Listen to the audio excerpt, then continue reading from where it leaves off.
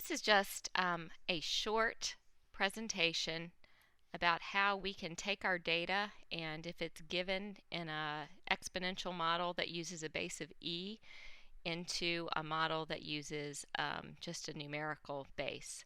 So we're going to start this. I've taken my data. This is coming from number 3 in problem set 2.2 in WebAssign.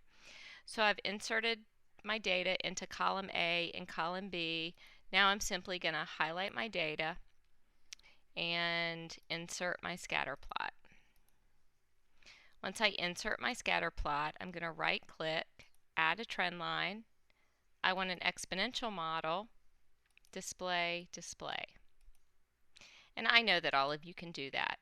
What I want to show you is, if you've not understood how to make this model look like the one that WebAssign wants, I can show you that very easily. It's basically 25 times 0.6 to the x power is what WebAssign wants as their model. Really, it's the e to the negative 0.511 that should be exactly the same thing as 0.6. So let me show you how to equate that. You just pick any free cell and you're going to type in equal exp parentheses, but all you're doing is using Excel as a calculator.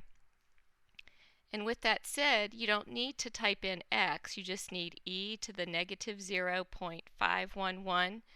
As soon as you hit enter, you get a number that certainly looks very close to 6. That is the model that we derived from our exponential function on our graph in Excel. Hope that helps.